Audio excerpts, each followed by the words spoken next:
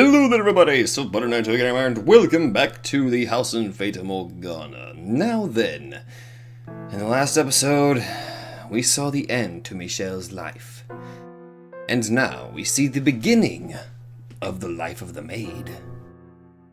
So in other words, we're gonna see some more depression. And basically, I guess we're gonna go see, like, what actually happened, I guess. But it's through the maid's perspective now. More fittingly, I guess.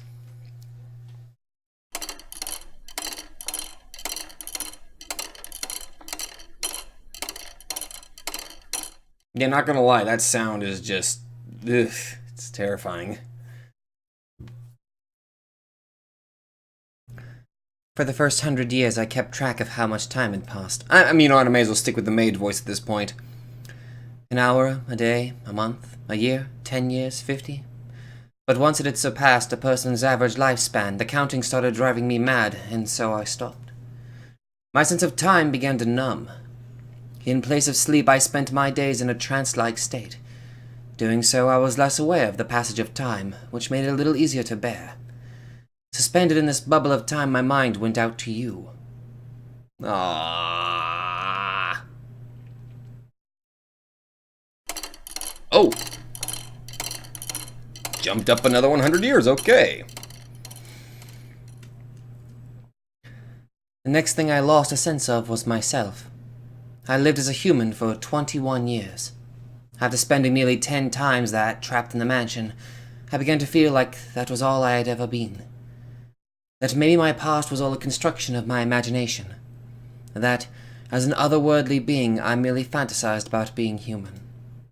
Had I actually had a family? Had there actually been other people in the world? Did cities and villages really exist? Was there ever really a time when light shone through the windows, when we were happy? But I knew if I started doubting everything, I wouldn't be able to maintain myself, so I settled on believing one thing, that you, Michelle, were real. That you had been with me, that I had loved you, and that it was you I was waiting for. I tried to always remember that one fact. But time went on.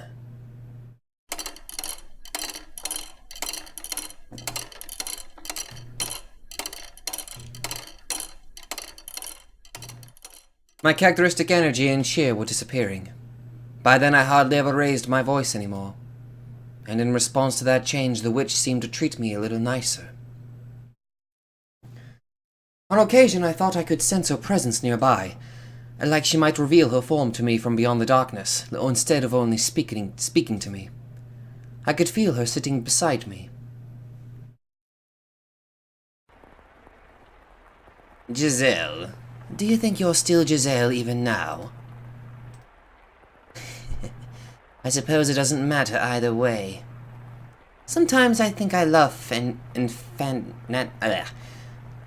Sometimes I think love and fanaticism are two sides of the same coin. What are you implying? Oh, nothing. I have an idea, though. Why don't we make you some new clothes, my dear? The loom should still work, thanks to your keeping everything in order. That outfit's an artifact of an age long past by now. You know how long it's been? Vaguely, but yes. As we speak, time still marches onward. Not too quickly, and not too slowly.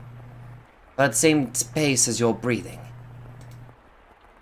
Now, on your feet, Giselle. We have plenty of time, so let's make you the perfect maid's outfit. And if we don't have enough materials, we can make more thread from the sheets or curtains. How exciting.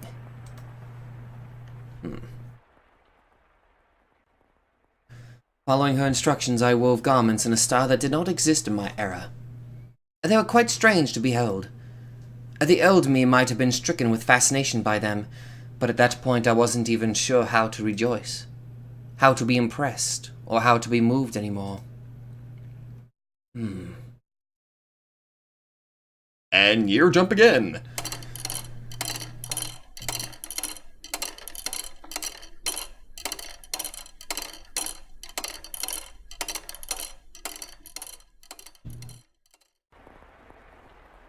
It sounds like rain again.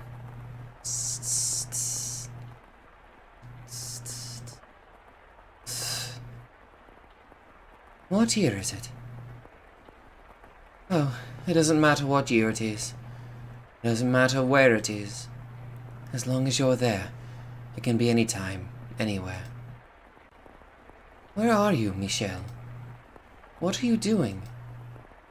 I'm still praying. I'm still wishing for you to appear before me. Forever and ever and ever. And ever and ever and ever. I've been praying for so long, I don't even know how long it's been. Before you left, you said you were going to pray too. You said you hoped we could meet again in another life. I'm not misremembering, am I? Michelle, come back to me soon. I love you so very much. But my memories of you are starting to fade. What did your voice sound like? What kinds of faces did you make? Where did you like to put your hands on me? I don't want to forget. I want to always remember. My memories of you are the only thing holding me together. But they're slipping away from me. How did you speak? What kinds of things did you talk about? I'm losing all these memories. Please, Michelle, come back to me, before I forget everything. My beloved master. Ugh. Oh, shoot, I should have talked about this at the beginning. I noticed that, Morgana mentioned something about sinners. So, I'm trying to figure out who these sinners are. And one of the first thoughts that came to mind is, who were the people that were most affected from the tales that I've seen? Those were Mel, Mel, Yukimasa, and Jacopo. So my thought that I kind of came across was, what if these are the sinners that are going to be, like, tormented, and them going through tragedy in the subsequent stories is basically them being punished. That's what I'm thinking. The thought crossed my mind that maybe Morgana's guarantee that you would be reconstructed was just a lie to trick me into staying here. But I quickly discarded it, because if she had been lying, it would strip all meaning from my very existence. It would take from me my purpose for being here. So I didn't want to accept that possibility. I had no choice but to persevere in my belief that you would return. I had always thought that I would be all right, that my faith would never waver. I still believed in myself. But you can be the happiest, most optimistic, resolute person in the world, and you will still break eventually. And I was at the point where even the slightest tap would shatter me into fragments.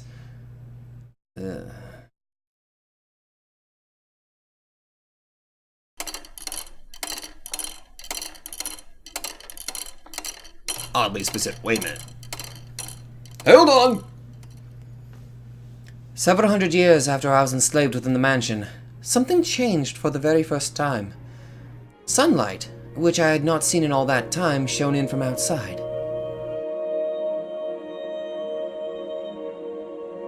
At first, I did not believe it was real. I thought it was a hallucination born of my inner desires, and I thought I must have completely lost it for my fantasies to have escaped my mind. But it didn't matter if it was all an illusion. The gentle breeze blowing in through the window felt wonderful. The smell of grass, the chirping of birds, the glistening blue sky. It was like 1,000 memories rushing back all at once, and it brought tears to my eyes. The time has come, Giselle. It's time for you to get to work. And as she always did, the witch's voice crushed my elation, dragging me back to reality. Reveling in the sight of the outside was the last thing I should have been doing, for it was that moment that began my true decline. Work? What kind of work?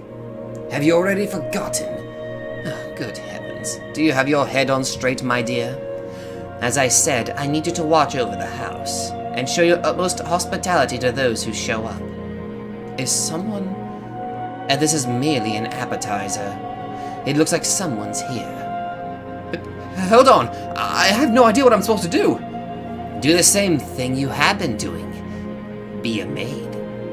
Convince the house's guests that this is a wonderful place.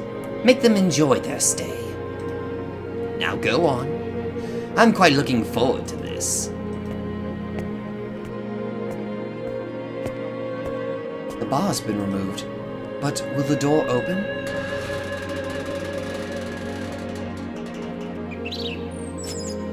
For so long the door had refused to budge. For so long light had forsaken these halls. For so long there had been no trace of life. As now all of that had been turned on its head.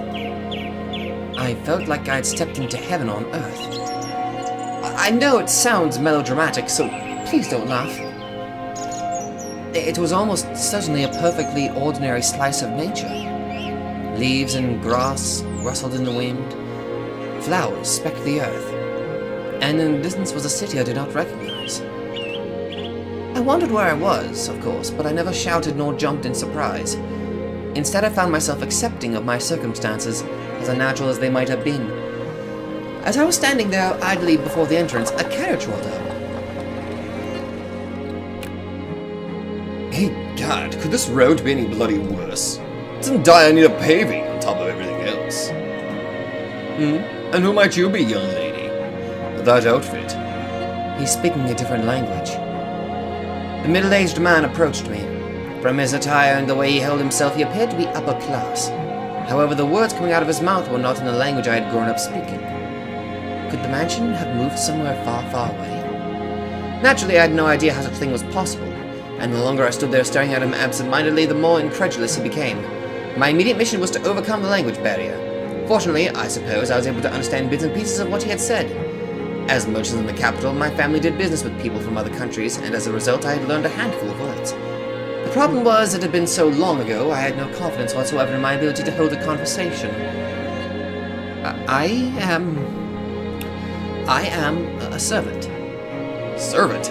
Can't say I remember asking for a lady servant, but hey, I suppose these things do happen. Doesn't matter. I have no idea what to go with this voice. Doesn't much matter who they sent. Who are you? You weren't informed? Bloody hell, off to... Okay. Bloody hell, off to a great start, I see. Well, what can you do, I guess? Name's Hayden Rhodes. Just a retired old man. That was the worst accent I think I could have ever done in my entire life. As I am sure you've already guessed, this man was the Rhodes siblings' grandfather. Yep. He was also the first person I served under as the maid. Oh boy.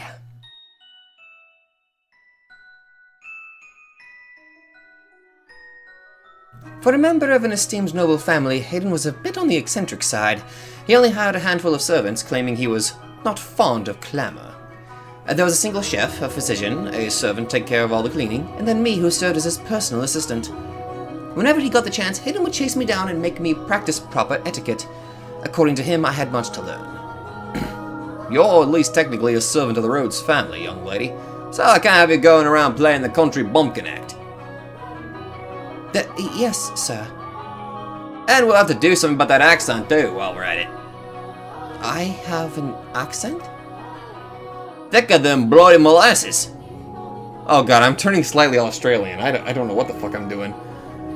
Now, I have no interest in sticking my nose into your business, asking where you hail from. But while you're here, you must act the part, young lady. Lucky for you, I'm retired and have all the time in the world. I'll teach you everything you need to know about proper etiquette. Alright. Speak up, will ya? Yes, sir.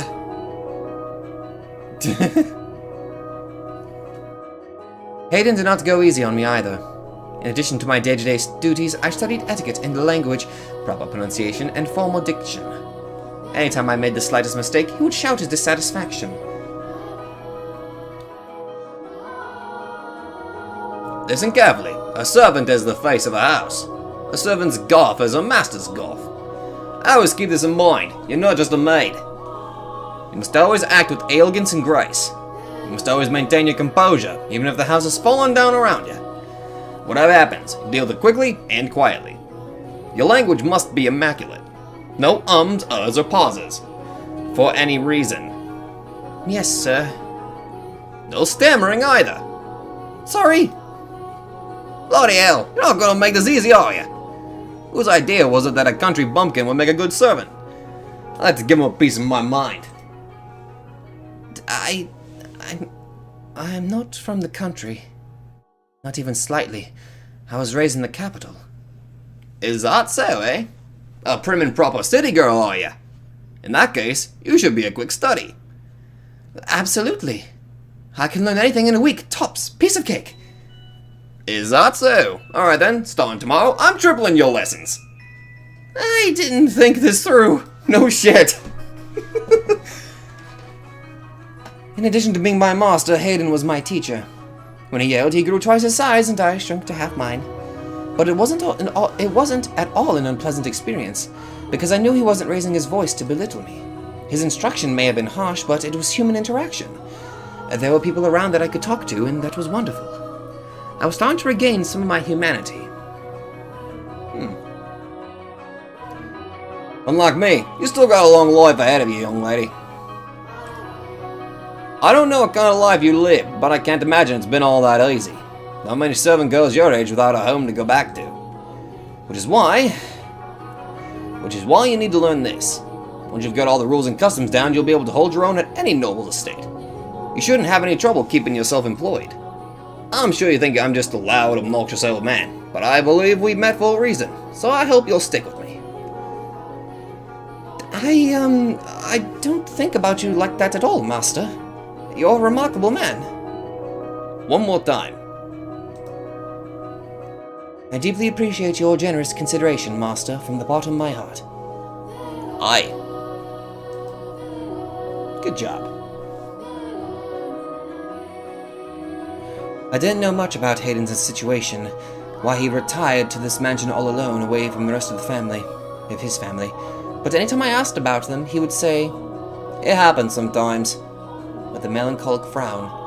Before long, 2 years had passed. By that point, my etiquette had improved enough to satisfy his high standards. In that time, the mansion underwent a number of decor changes, as Hayden brought in sculptors to work on different areas of the house.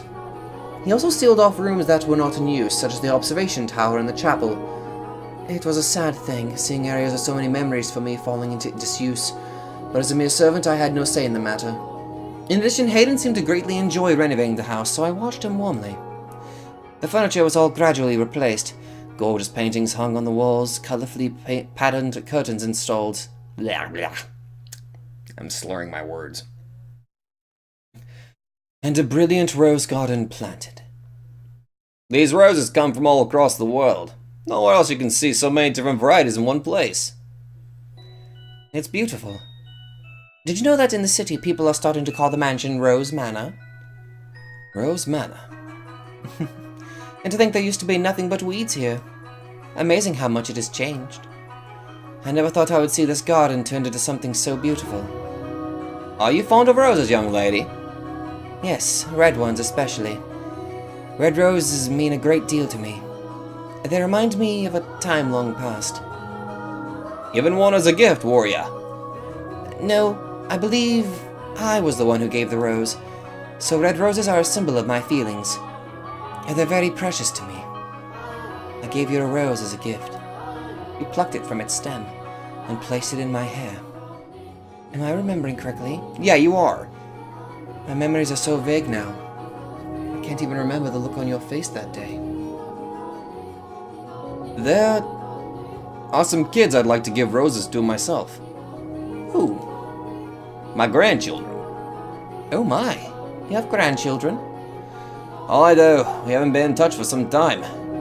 Last I saw them was 4 years ago. When my second grandchild was born. The sweetest girl in the world with lovely flaxen hair. She's going to be a real beauty when she grows up. Anyway, they're wonderful kids. And one day, I want to hand this garden over to them. Each and every rose containing my hope that they will lead comfortable, healthy lives free of strife. I'm sure your wish will come to pass. Your grandchildren will have wonderful lives. Aye. Probably should have given him an old man voice, but fuck it. The grief of not having you around still weighed heavily on my mind, but I was slowly approaching contentedness. Life with Hayden was slow and uneventful, peaceful and relaxing. I imagined my heart was seeking anything to alleviate its pain, and I found that in the beautifully remodeled mansion, the garden blooming wildly with roses, and my time with Hayden. I was even beginning to think this life was enough for me, that I would be okay with this being the end, if it meant more of the tranquility I felt. I was like a coward considering giving up the fight. Please do forgive me for ever considering such a thing. Don't worry about it. I forgive you.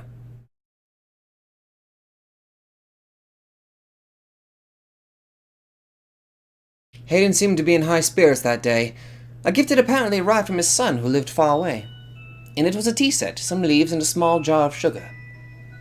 Miss! How can I be of service, master? Brew me up a pot of this, would you?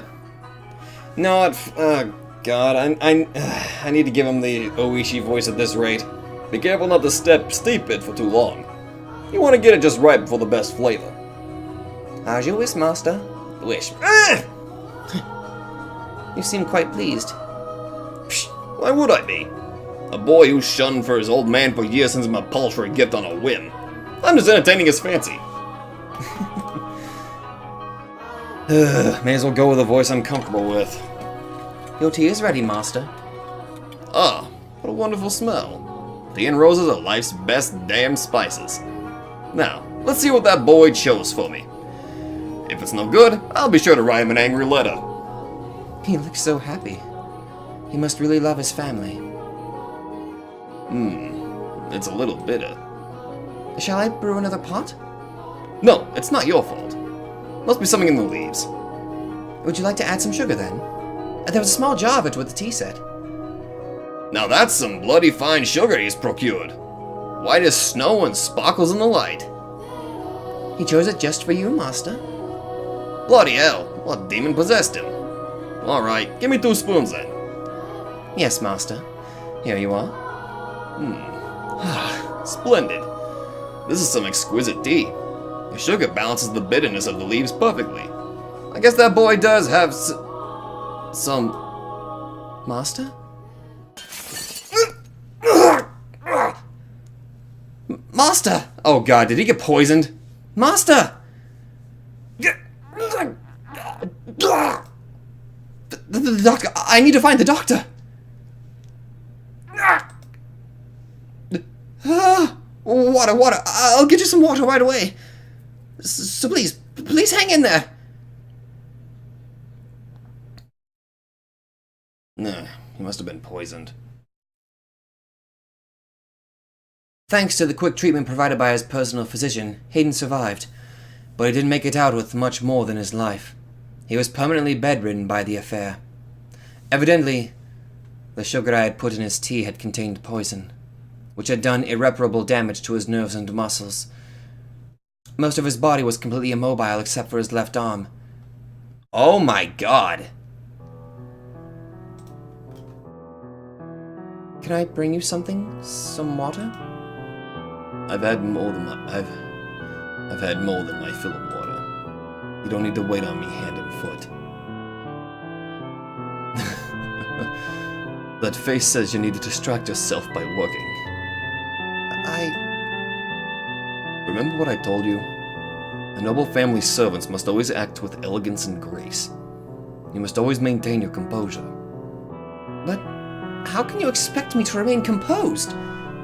If I had only examined the sugar more thoroughly... You never would have noticed, young lady. I examined the sugar and didn't see a bloody thing wrong with it. He was damn crafty, that's for sure. Why would he do this? His inheritance, I presume. Something must have come up, and he needed money quickly. That's no reason to poison your own father. Blood is nothing but an obstacle to ambition. Or maybe he just hated me. How could anyone possibly hate you? Perhaps that could be said of the me you know. But when you live as long as I have, you're bound to make an enemy or two. Mine just happened to be my son. I was planning to give him everything anyway. He didn't have to do this. It all would have been his. Master. Killing me doesn't accomplish anything. but I guess it doesn't much matter. Say, could I ask you something, young lady? What can I do for you? I don't want it to get out that Hayden Rhodes was poisoned. So could you tell people that I passed away peacefully with a beautiful nurse tending to my every need? You're not dead yet! Please don't talk like that! You're scaring me! No stammering. But... I'm not saying it'll happen immediately, but I am an old man, and one day you'll wake up and I'll be gone. This is about my own pride, not my son. The last thing I want is to go out with a black spot on my name. Tell me you'll do this, Gisela. He's never said my name before. As you wish. Thank you. You're a peculiar girl, you know. Sometimes you seem greener than the leaves in summer, and sometimes you seem like you've seen 12 kinds of hell. And every so often, you seem not of this world. Your skin is pale, your hands as cold as ice. At one point, I thought you might be death himself. But I was wrong about that. You have too big a heart to be death. You care too much. You must be carrying a very heavy cross on your back. What am I supposed to do? I don't want to lose you, Lord Hayden. I don't want to lose this life. You have someone, don't you, young lady? Someone you're dying to meet again? Yes, but I don't know anymore. I don't know how long I'm supposed to keep waiting. If something doesn't happen soon, I don't think I can hold myself together much longer. I was so close to breaking down. And it was you who kept me on my feet. I'm sure you've tried to remain strong plenty of times. So, I'll give you some different advice. A trick for when you think you're losing hold of yourself. Build a cocoon. A cocoon? A sturdy shell to keep your weak inner self safe, sorry. This world has no interest in protecting you, only swallowing you whole. So you mustn't readily expose your true self. You build a cocoon, and you play the role you need to play. That way, the real you will remain unharmed. It's not pleasant to hide yourself like that, but it's better than letting the world crush you. But a word of warning. If you spend too long in the cocoon, the real you is liable to disappear forever. You'll be swallowed up by your own protective shell. I hope you find whoever it is before it's too late. Now, I think I'll get some sleep. All this talking's worn me out. As you wish. Good night, Master. See you in the morning. Aye. See you in the morning, young lady.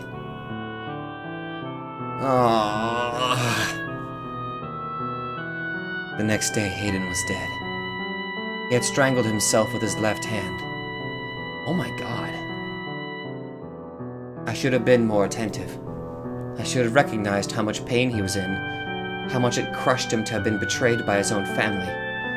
I should have realized how he truly felt, how fragile he really was. Oh, God. I fell into a hopeless gloom. I could hardly believe that the quiet life I had finally attained had been shattered in the blink of an eye. Hayden's other servants quickly went their own ways, and I vividly remember the dirty looks they all gave me. Everyone who knew how he had died assumed I had done it. I had no reason to kill him, though. But they had more than enough to believe so, for I had indeed been the last person to see him alive, and I held firmly to the story he had asked me to tell. While I was unable to convince the other servants, his family was far more accepting of the story than that he had departed for the next world happily, though that did not make the truth any less heartbreaking, especially since I was the only one who knew it. Why does this always have to happen? I was happy, but I can never seem to keep hold of it for more than a flash. Despair always comes marching in to rip it away. What am I doing here? What kind of person were you, Michelle? What kind of person was I? Oh my dear, you look positively miserable. Why should you despair at the death of some strange old geezer? Morgana. Was Hayden one of those whom you wish to be reconstructed? I have no interest in that wrinkled bag of bones. And if he was one of them, do you really think I would have let him go so peacefully? Peaceful? You call that peaceful? You call this misery peaceful? I most certainly do. And since you do not seem to understand this, the pain of death lasts but an instant. The worst torture can only be inflicted upon the living. Setting two loved ones against one another, manipulating one into taking the other's life, and then forcing him to live with that. The stage hasn't even been set yet, my dear. And you would have me play a part in that? Indeed. You agreed to accompany me. You are here to be my guide. And you're doing a wonderful job of it so far. I haven't done anything. Oh, but you killed that old man, did you not? Thanks to you, my wish is one step closer to fruition. What do you mean I killed Hayden? You mean to claim you didn't? Tell me, who was it that put the poisoned sugar in his tea? No, I didn't mean to. Your intentions are irrelevant. Everything moves along the path forged by my wish, and you shall continue to follow its will. You know what? I'm done feeling like this. I don't want anyone else to go through what Hayden did. And what are you going to do about it? I'm done listening to you. Without me, you have no influence over this world. Oh? So I'll die. I'll take my own life right here and now. I grabbed a nearby knife and held the tip against my breast. My hands were shaking, my heart pounding. My whole body was racked with terror, but I could have sworn I heard Morgana gasp. This was her one weakness, I thought. What are you thinking? Don't do this, Giselle. Don't be foolish. Put the knife down, right now. I'm done trusting anything you say. Giselle, put the knife down. I've missed you so very much, Michelle. I've wanted nothing more than to see you again. But if my being Morgana's guide is going to cause other people suffering, then I can't. It's all over, Morgana.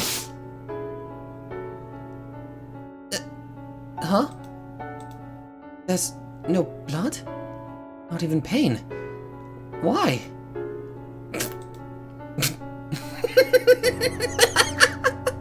Absolutely brilliant. I told you not to be foolish, but you just wouldn't listen to me. Such a silly girl. I really am.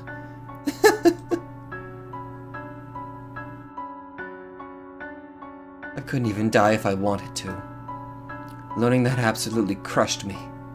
My backup plan, the one escape route I'd always thought available to me, had been ripped away.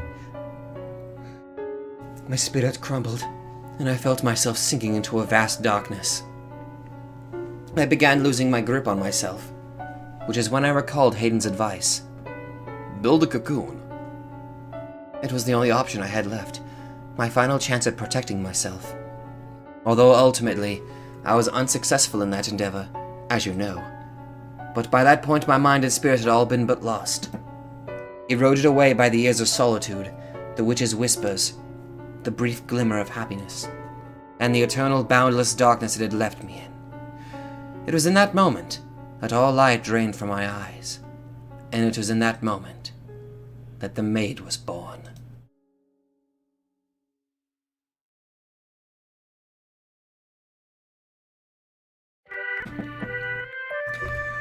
Oh no! Creepy Nelly! Oh god, young Creepy Nelly. Sorry about that, I needed a drink of water. How did a smell come over here? Oh god, I can't even do the fucking voice. What voice did I do? There are so many beautiful flowers. Now, Nellie, there's no need to run. You're going to fall and you can't say I didn't warn you.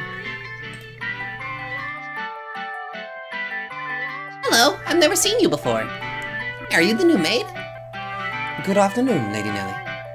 And that is correct. It is an honor to serve you. Oh, did you do all this? I did not. The garden was your grandfather, Lord Hayden's work. Wow, is grandfather a wizard?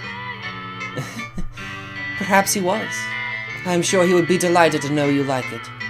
Oh, he probably would be. Did grandfather like flowers? Yes, he loved them quite dearly. Wow, I love flowers too. I've never seen a garden with so many pretty flowers. Did you know this kind of flower is called a rose? Just like our name. Why, yes, they do sound alike. And, like the flowers, you are also a very sweet little girl. Say, what's your favorite color, Rose? I like all colors. But you don't like any the most? That's too bad. My favorite is pink. Pink roses are so pretty. Indeed they are. Ah, jeez, there you are, Nellie. Oh, my apologies. Please don't mind my sister. Oh, not at all. We are having the most wonderful time. Ah, that's good. I imagine we'll be seeing each other around, so it's a pleasure to... Dearest Mel, let's see what's in the insides like. Mother says I have my very own room. Slow down, Nellie. I beg your pardon. The inseparable siblings ran off toward the mansion, hand in hand. It was a heartwarming sight. But the next moment when they stepped inside, I saw something else. The darkness enveloping the mansion seemed to flare up, the open door a gaping maw into its hungry bowels. The whole house looked as though it was cackling. It was, I presume, the witch Morgana's madness taking form, a manifestation of how she felt now that her centuries in the making wish was bearing fruit. Those two children were the ones Morgana had been waiting for. Had I still any willpower to fight left in me, I would have taken them by the hands and sent them somewhere far away. I would have done something before the house swallowed them up. But instead I just gently lowered my eyes. Misfortune would surely sink its teeth into those two children before long. Pain and misery would befall them. I knew no good lay ahead for them, but my heart had all but frozen solid. I had my hands full taking care of myself, so I let Hayden's beloved grandchildren fall into the witch's hands. I was, for all intents and purposes, Morgana's marionette.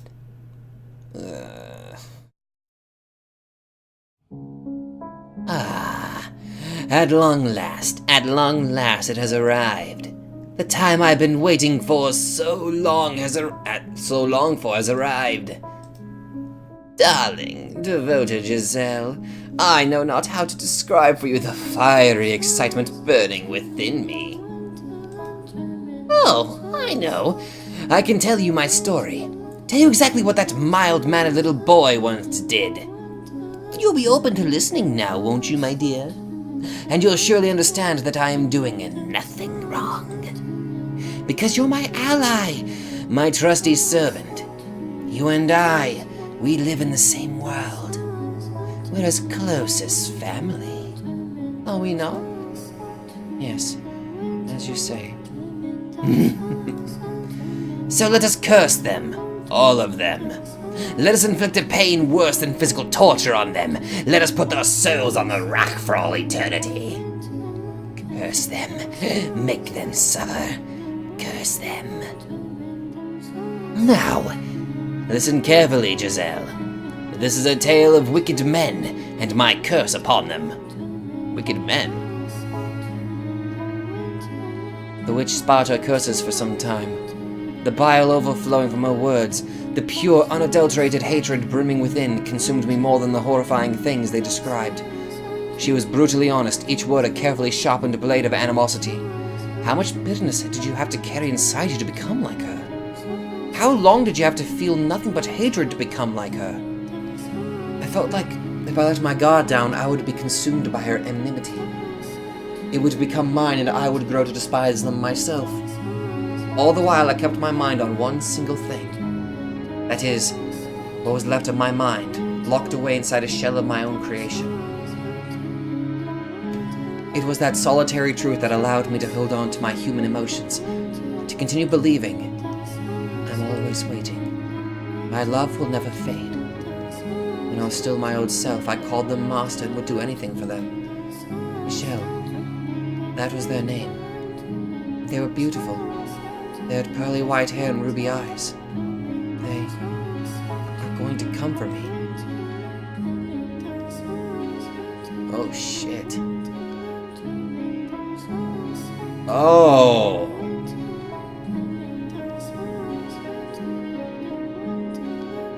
Oh.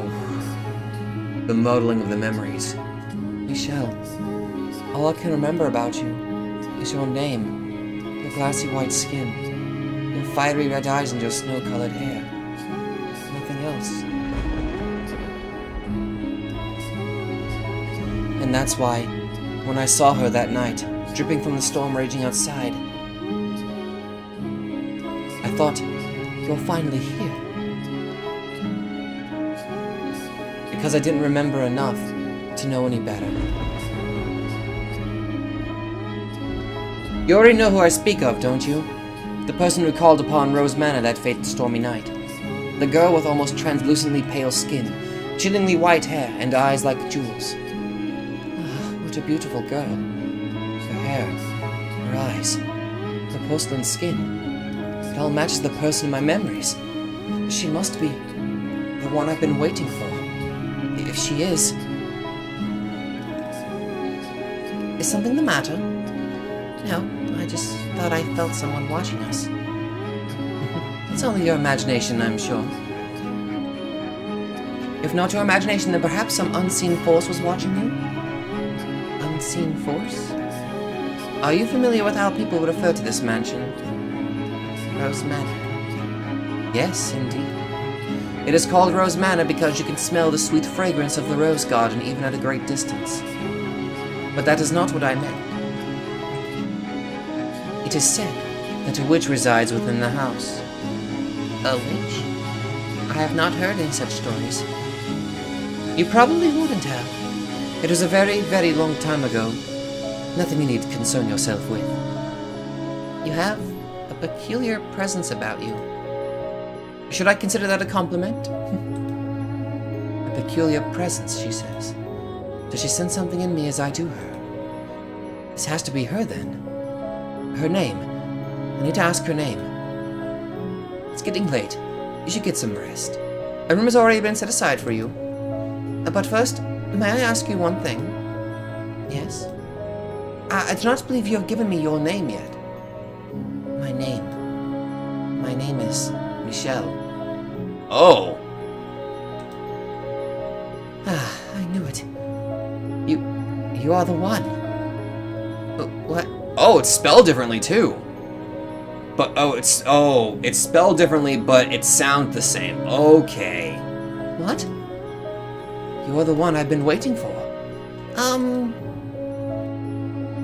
I've endured so much in anticipation of this moment. So that I could reunite with you. You came to this place to see me again, did you not? Held tight to those wonderful memories until you could make it back to me? I never gave up hope. I've always believed, and I hope you'll praise me for that. And I ask you to please say my name. To please make me... I don't know anything about you. I'm sorry, you seem to be confusing me for someone. We have never met before now. You jest. You are Michelle, are you not? That is my name, yes, but it's a fairly common name. Surely you're confusing me with... That cannot be. That white hair, white skin, those red eyes, and that name. The name of the Archangel. Everything about you is the same. How can you say you are not my Michelle? Please, Michelle, remember for me. Stay away from me. Oh, Jesus. I'm sorry.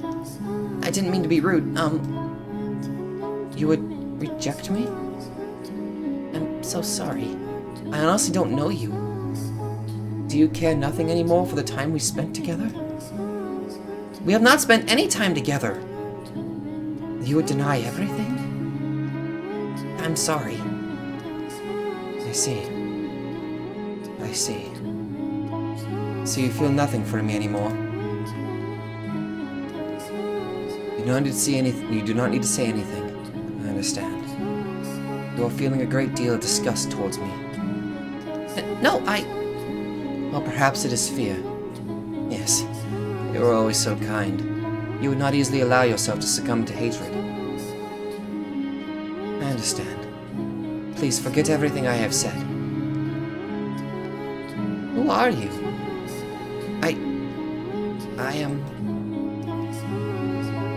am but a simple maid. Nothing more.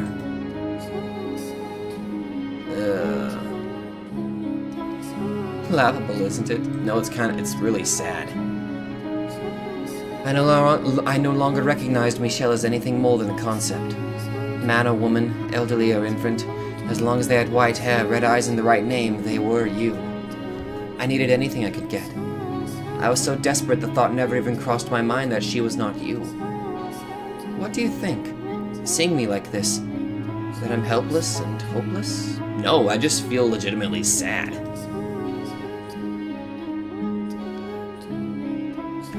Listen to this, Morgana. Michelle is back. She's finally come for me, but she does not remember anything, it seems. Not me, not our past, nothing. She saw me and was afraid, in fact. Are you listening, Morgana? Ah, darling, devoted Giselle. You poor, pitiful soul. That must have been quite harrowing. But don't worry, you still have me. Besides, this might not be your only chance.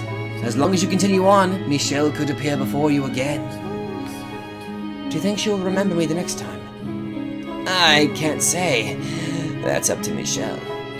You do have another option, though. Forget Michelle yourself and seek out a new master. Someone who can be yours. Someone dedicated and faithful who needs you. Someone worthy of this mansion. Someone who needs me? That's right. Michelle didn't need you after all. It's all right. Don't worry. You have plenty of time.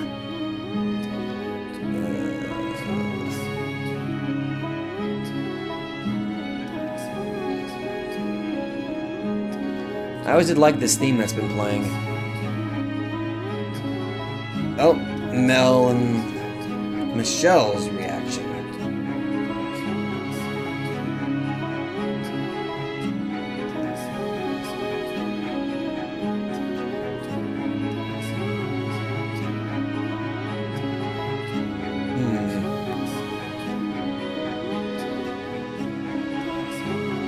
Remember how fucked up this was.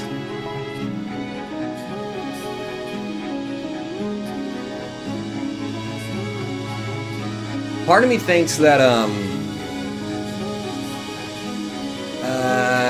that this isn't really Michelle, but just another one of the souls crafted in this image to basically torment Giselle. That, or maybe this is the hypothetical child that could have been born from Giselle and Michelle, and Morgana is just basically toying with Giselle, showing it off repeatedly.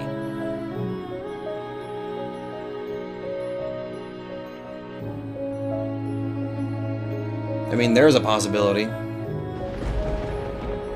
Oh yeah, this incident.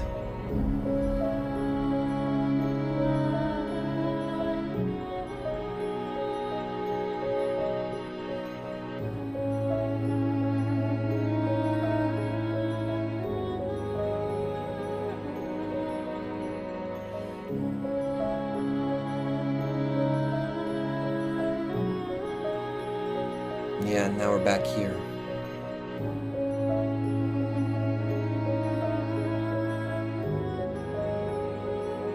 So what happens after now? It's raining again today. I kind of wonder what happened to him after he fled from the mansion. Although, I suppose it doesn't matter much to me. The witch is surely watching him. Such a dreadful storm. Sounds like someone crying. I was at that point completely out of my mind, broken. My smiles, frowns, and gasps had all been replaced with imitations. Shortly afterward, the flaxen-haired boy moved out of the house and went on to become a priest. The girl fell ill a few years later, her disease eventually taking her life, but the boy never once returned home. The Rhodes family crumbled. I couldn't bring myself to grieve for them, or to reflect on Hayden's sorrowful end. I simply waited for time to begin moving once more.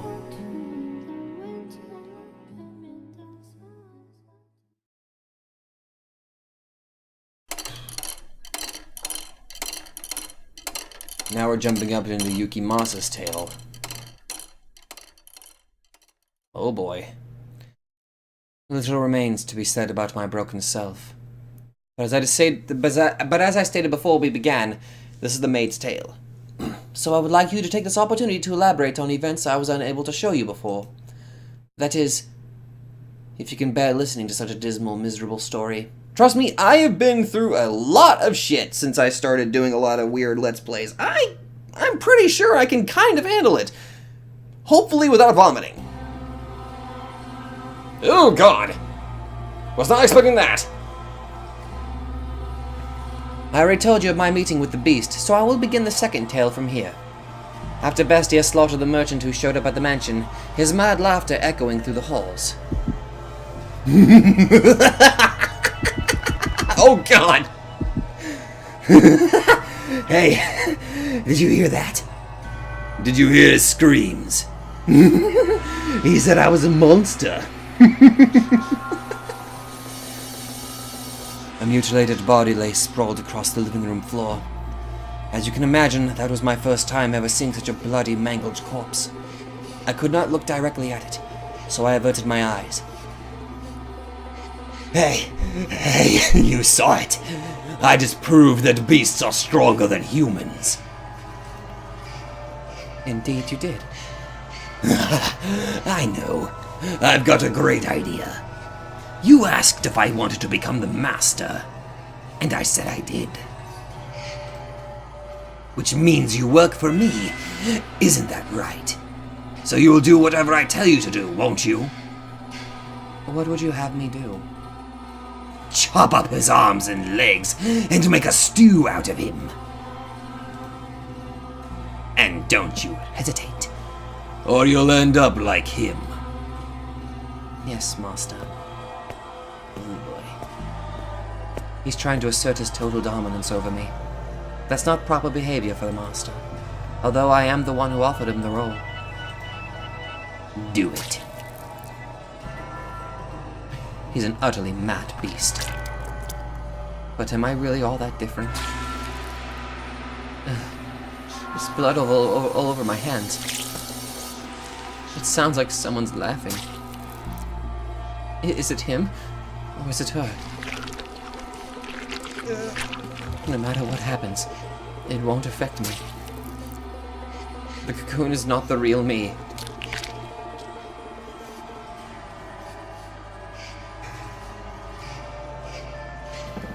I was looking down at what can only be described as a pail of human debris.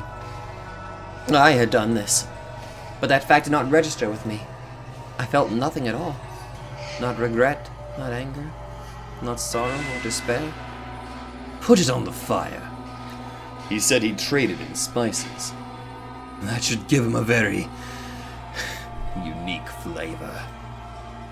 How am I supposed to work with this? I was quite simply puzzled. No one had ever made such a request of me in my hundreds of years at the mansion. That's all I was, puzzled. But he interpreted it as a hesitation or fear, so he grabbed me by the shoulder, knocked me to the floor, and skewered me with that curious blade of his. For the first few moments, he wore that deranged grin of his, but as the seconds passed, it slowly transformed into shock. Not a drop of blood spilled from my breast, and the instant he realized it, I saw revulsion in his eyes. Him, of all people, a man who cackled as he slaughtered others, was disgusted by a mere maid. It was absurd. So much so I almost wanted to cry. You. Is that all, master? Are you not going to dismember me? You could try stabbing my face, or my neck, or my stomach, or any other part of me. Maybe then I might die. Oh, now, don't look at me like I'm some exotic creature. Stop that. Quit laughing. Why should I? My only distinctive feature is my smile. I have nothing else. My hands are covered in blood, but I can still smile. It's ridiculous. I get it now. You're the witch, aren't you? I see. Only monsters ever had a place here. Every so often I hear a woman's voice in my head. That's you, isn't it? You're the witch! Monster. Witch. Maid. What am I? Who is Giselle? Michelle said she was spirited, true to herself, that she often laughed and cried and shouted.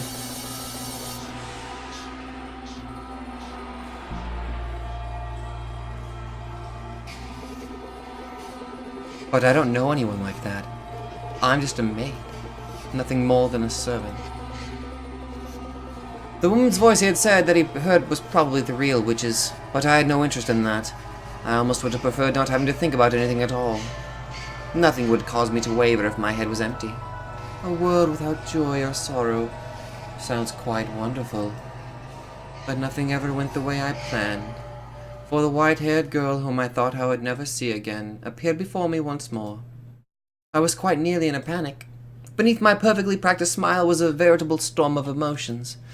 Faint hope flared up within my shell. Perhaps this time, Michelle would remember me. But that hope was unsurprisingly in vain.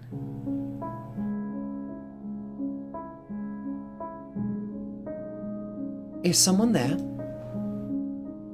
Yes, I came by to ask if there was anything you needed. I cannot offer you anything extravagant, not like before, but I'm here to provide you with anything in my capacity. I appreciate the offer, but I need nothing. Being allowed to stay the night is more than enough. Do you work here in the mansion? Yes, indeed I do. I've been here for a very, very long time. A very long time? You might think this an odd question, but have we met before? Something about you seems familiar. And I get the feeling I have been in this mansion before. Yes, we have met. It was quite some time ago, though. When was it? It was an unimaginably long time ago. Do you remember a boy and girl with flaxen hair? Flaxen hair. I apologize. My memory fails me. Do you not remember me either? I was afraid of this. She doesn't remember anything this time either. But I will not be so pushy this time. I could not bear to be so blatantly rejected again. I see. You should probably not push yourself to remember then. There were joyous times, and there were less than joyous times. But would you be so kind as to answer one question? What might your name be? My name? My name is Michelle. White hair, red eyes, and the name Michelle. Why must you continue to bring me pain? Why can you not set me free as you were supposed to? I see. So you are Michelle again. Again? You should get some rest. I will make tea for you in the morning. Also, go on, close your eyes.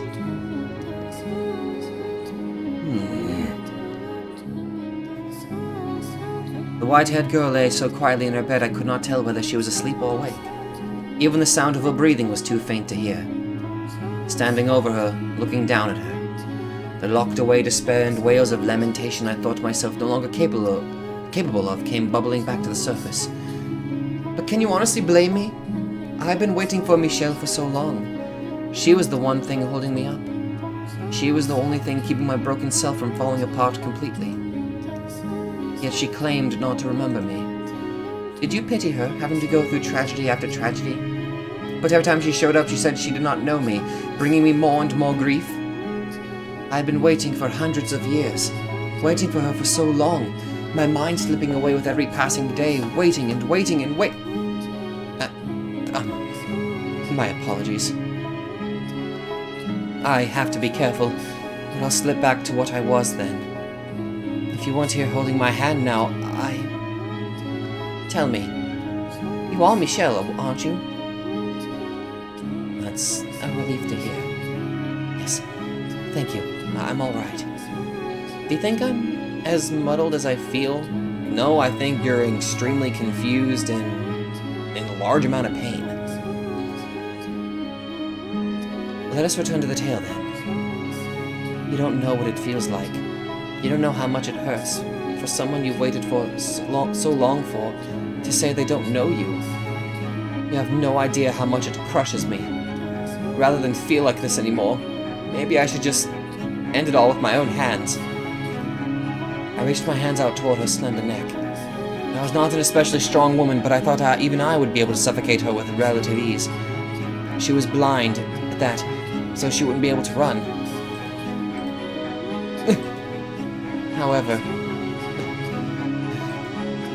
that was one thing I could not bring myself to do. I can't do it.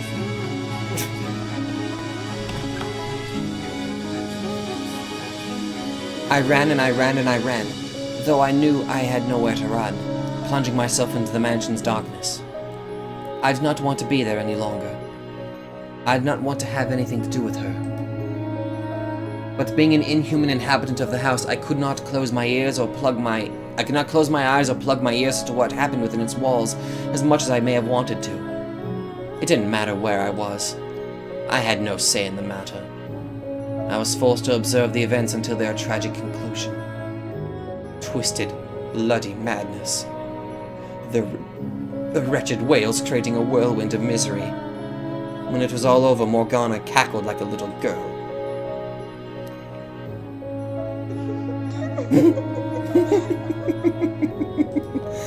Go on, you have a laugh too, my dear. There's nothing in the world better than this. He was a beast through and through, and what a fool he was to think he could become human. I love it. He destroyed everything he had with his own hands, and then couldn't even manage to mourn for it. Quite the unfortunate fate, wouldn't you say? Go on, laugh with me. Laugh with me, my darling, devoted Giselle. Michelle is dead too, though. You're worried about that tiny little detail? She'll show up again, of course. So you don't need to worry about a thing. You don't need to feel bad about any of this carnage. Rest easy, my darling, devoted Giselle. If you say so, then I shall not be concerned. Yes, that's good. Laugh, laugh, my dear.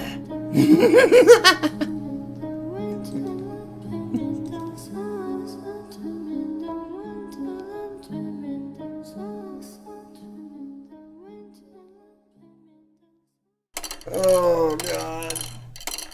Okay, we're getting into the Jacopo territory. But time-wise, that's probably where I'm gonna have to. I apologize for making you listen to my daughter. No, you don't have to apologize.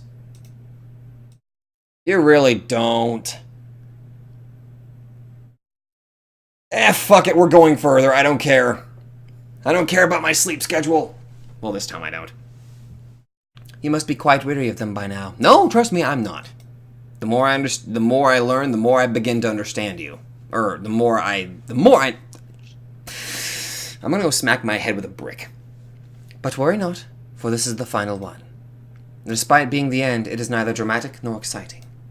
It was a single phrase, the most insignificant of things, that caused me to completely lose myself and forget I had long ago been the woman called Giselle. There was no malice in it. It was but a simple greeting. Do you remember how, the first time she arrived, Michelle said I had a peculiar presence about me? She felt something there between us. And the second time she said something about me seemed familiar. She did not remember why, but her soul recognized the bonds we shared. So I assumed that the next time she showed up, she would feel something even stronger, or perhaps even have her memories. Despite having been let down again and again, I still held on to the faintest glimmer of hope. But when she appeared, she was someone else's wife. Hey, head maid. Get out here. I'm right here, sir. Is something the matter? I figured you should get to know her as soon as possible, since you'll be spending a lot of time looking after her. Hey, get out of here. Or get out here. Christ, there's not a goddamn confident bone in your body, is there? I'm sorry, I'll be right out.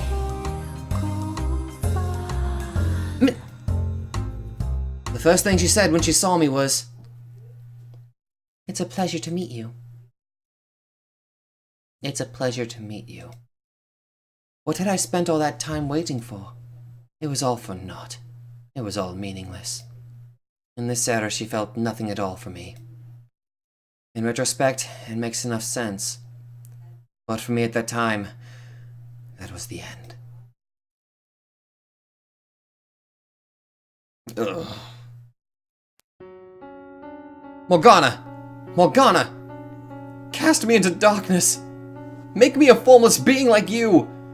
I don't want to be here another second! I don't want to look at her ever again! Morgana! Please listen to me! I'm begging you! Now, what's the matter, my dear? It's not like you to throw a tantrum. I can't take it anymore. I can't do this. Michelle again?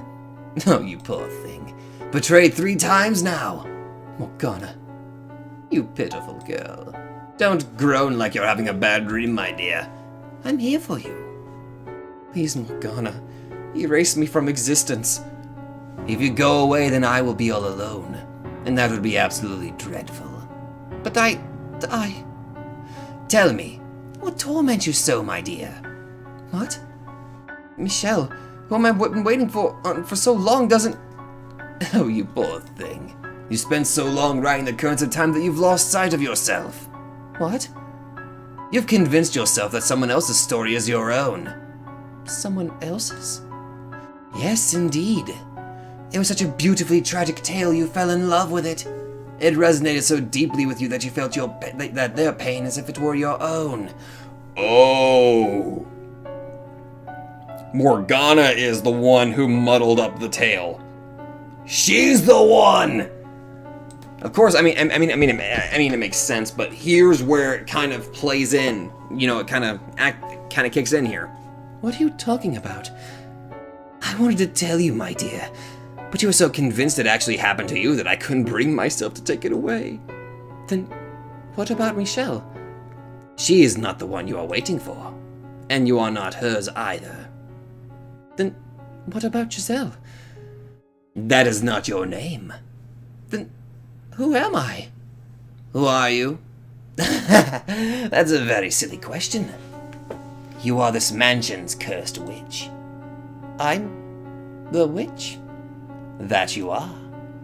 You are both the maid and the witch. But how... Do you truly believe that someone who has eternal life, who doesn't bleed when they're cut, and who can smile no matter what happens to her, isn't a witch? How much of this Giselle's memories do you actually possess, my dear? How clearly can you remember her life? You can't, can you? You don't know what kind of story Giselle and Michelle wove. And you wouldn't, because you were merely an onlooker. Much like you are now for this present tale. And by contrast, how much of the witch's story do you know? You should know it very well. Yes, but that's because you... No, my telling it to you is not the reason. The details are rooted deep inside you, within your memory. Then I'm... That's right. You are the cursed witch Morgana. But you... I am you. You split into two because you refused to accept who you were. Think about it. Have I ever shown myself to you? Have I ever shown myself to anybody?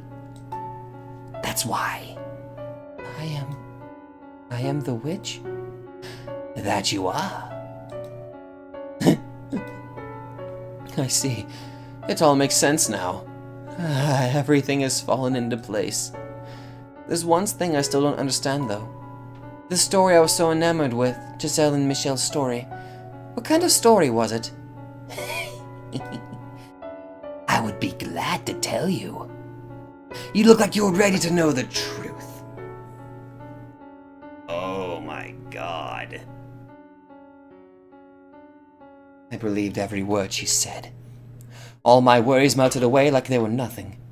The sight of the white-haired girl no longer kicked up waves in my heart. In fact, I found myself wishing for her to find happiness. I was an observer, watching and hoping for the best. The tragedy that befell her did sadden me, but I felt bad for her like I would a character in a story.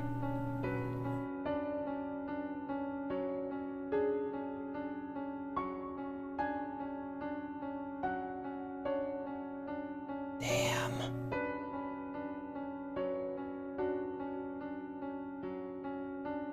Oh my god, I keep forgetting how good the damn soundtrack is too. Oh my goodness.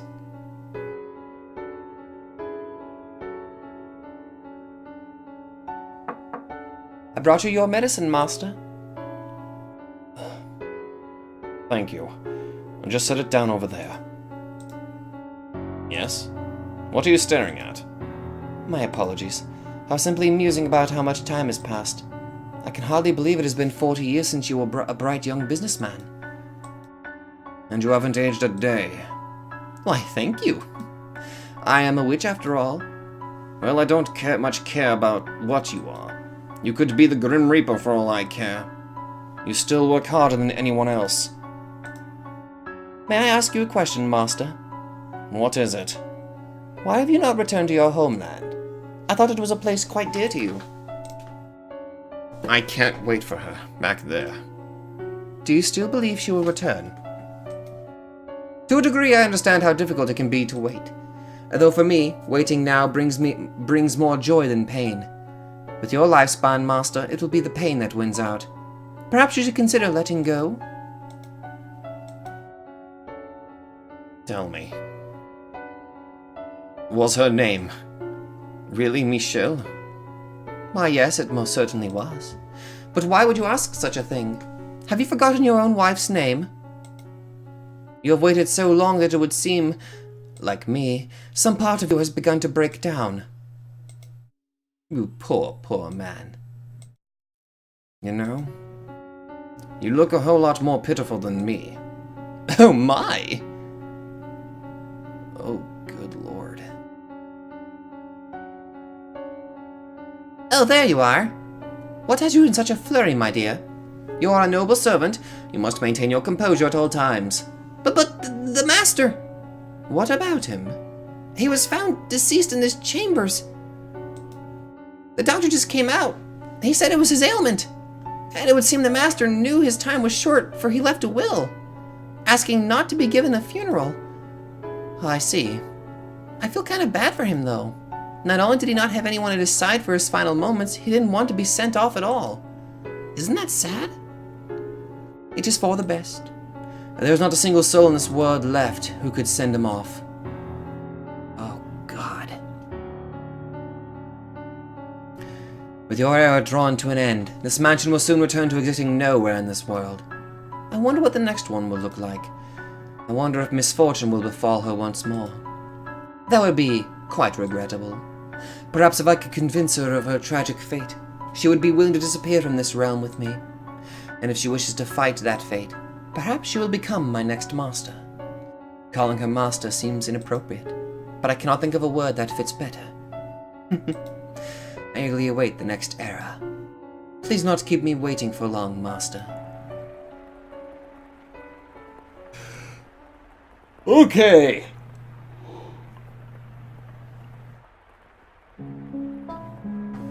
That's where I'm going to end it. Now that we've kind of broke down Jacopo's tale. The final visitor. That'll be the next episode. Okay. This was depressing in so many ways. And also now we kind of saw what basically kind of almost completely 100% locked away Giselle because of Morgana's meddling. Oh my god. Damn. Although, this makes me wonder, at this present time, where we're kind of going through the tale, it's now me and Giselle again. What is Morgana gonna do? I'm wondering if we'll be able to figure that out in the next episode, though. I'm gonna keep gushing about how good the music is for this, honestly, but oh goodness. I can't help but get so engrossed into the story that I forget to do commentary, and I'm just so focused intently on trying to do the voices. Oh, goodness. I like stories that do that to you, you know? Where they get you so engrossed that time just seems to pass by, and you're just so engrossed you feel as if you're there. You know what I'm saying? Oh my god. I'm gonna keep gushing about this because this story is really good. The music is the pacing. It's very well written, and it's sad. Although, yeah, I guess you could consider it some genuine moment of happiness for Giselle was her time spent with Hayden. I mean, the reason for his death is utterly tragic. Oh god. Damn it! Oh. Can't wait to record more of this, but that's, like I said, that's where I'm going to end. So now I'm starting to piece together a lot of this stuff now. It adds a little bit. I mean, we're not going through the entirety of it, but we are seeing extra bits through the maid's perspective. I'm sorry, Giselle's perspective.